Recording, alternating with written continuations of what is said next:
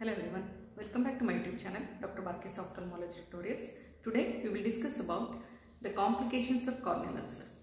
So in the last video we discussed about the symptoms of the corneal ulcer as well as the signs of the corneal ulcer. Again the signs which are specific to some specific bacterial corneal ulcer as well. So today we will discuss about the complications of corneal ulcer. So without much delay, let's begin our video.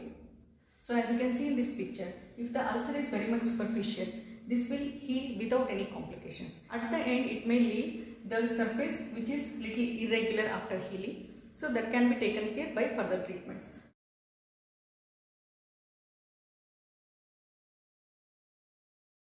So this is when the corneal ulcer is very much superficial. Suppose the same corneal ulcer is little deep. The corneal ulcer is deep. Then there is loss of the superficial layers of the cornea. So this cornea is unable to withstand even the normal intraocular pressure. So that will lead to bulging of the cornea. So whole of the cornea will bulge anteriorly and which is unable to withstand the normal intraocular pressure also. So if this process stops at this point only, this may come to the normal position. But if the process of corneal ulcer and the raised intraocular pressure continues, then it will end up in forming what is known as keratectasia or also known as corneal ectasia. Okay.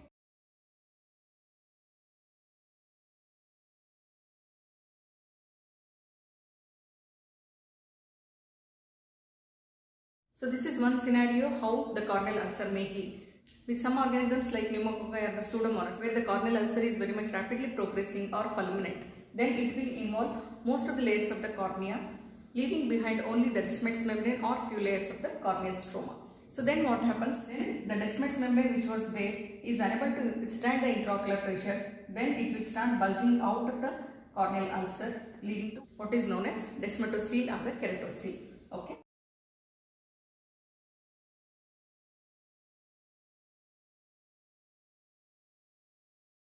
So at least at this stage of descemetocele, if the proper treatment is given and the corneal ulcer is going to heal, there can be just a cicatrix formation around this descemetocele and this may disappear or it may remain like that. It will not progress.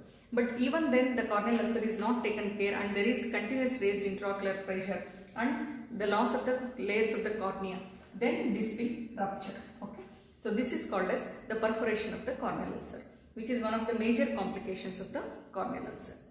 So now we have seen what is perforation of the corneal ulcer and how it happens. So what are many advantages of perforation and what are the sequelae of this corneal ulcer perforation and how you manage this corneal ulcer perforation. Okay.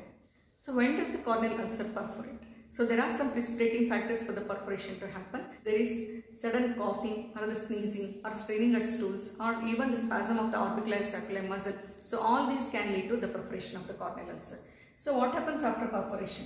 So once there is perforation, the aqueous which was there in the anterior chamber will escape through this. Okay. So there is sudden collapse of the anterior chamber. So this iris is pulled towards the cornea and it will just come and adhere to the cornea. So this is the natural process which happens. So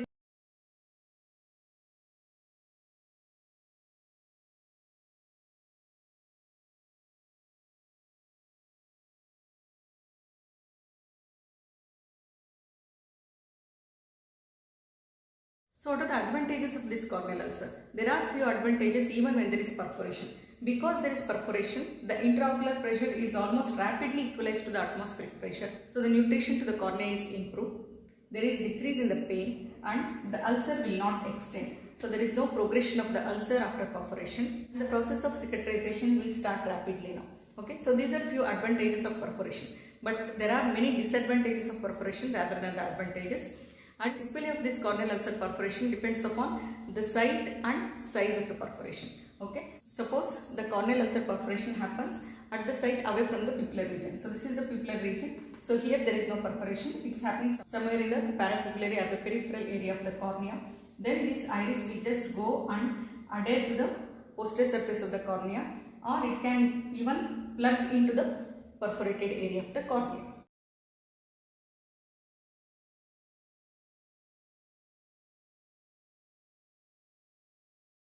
Then there are exudation in the reaction which is happening over this incarcerated iris as well.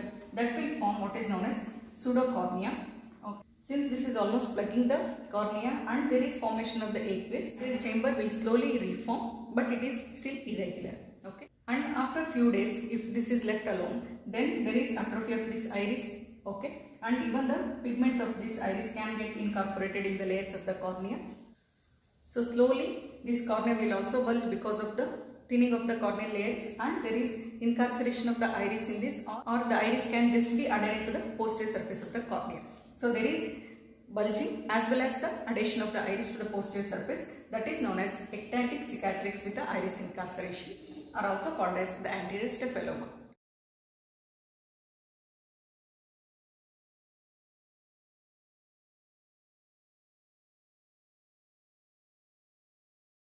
So this is one scenario where the perforation was in the periphery, means away from the pupillary area. So what happens when there is perforation in the pupillary area of the cornea? So if there is perforation in the center of the cornea only, so what happens? Once there is escape of the aqueous from the anterior chamber, this pupillary margin will just come and adhere to the perforated area. Slowly the aqueous will be filling the anterior chamber, but the lens is in direct contact with the exterior or the corneal ulcer area. There is formation of the cataract, that is anterior capsular type of cataract. Okay, and one more thing what can happen is the subluxation of the lens. That is because if there is sudden perforation of the corneal ulcer, then there is a stretch on the zonules, okay, leading to the subluxation of the lens. Okay. And one more complications of this corneal ulcer perforation is because of sudden decrease in the intraocular pressure, there is dilatation of the blood vessels in the eye. So the intraocular blood vessels as well as the blood vessels around the eye are dilated and they can rupture. Because of this, there can be vitreous hemorrhage as well as the expulsive choroidal hemorrhage. Expulsive choroidal hemorrhage where the contents of the eyeball are pushed anteriorly or out of the eyeball from the perforated area. That is one of the devastating complication of the corneal ulcer which can happen. So these are the sequelae of the corneal ulcer perforation. So perforation is a complication of the corneal ulcer, and following perforation what happens depends upon the size and site of the perforation. So if it happens in the periphery, the iris will just go and plug the perforated area, and if the disease process continues, there is thinning of the cornea and bulging of the cornea with the adherent iris behind, which is leading to the formation of the anterior staphyloma.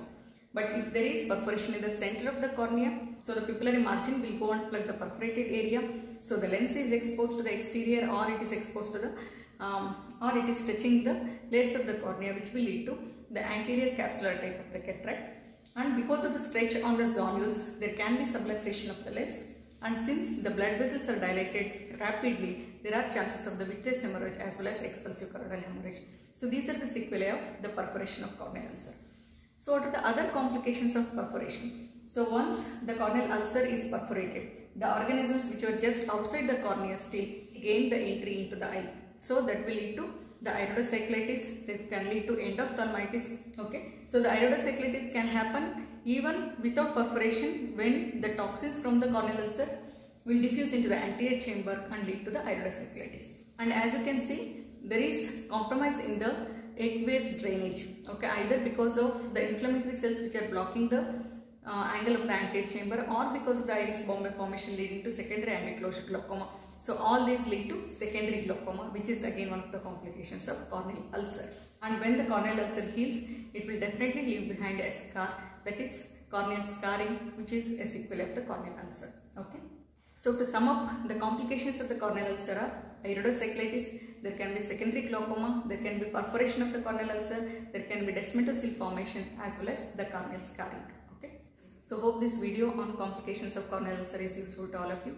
If you like my videos, please do subscribe to my channel and press the bell icon for further notifications. Please do like and share my videos and leave your valuable comments.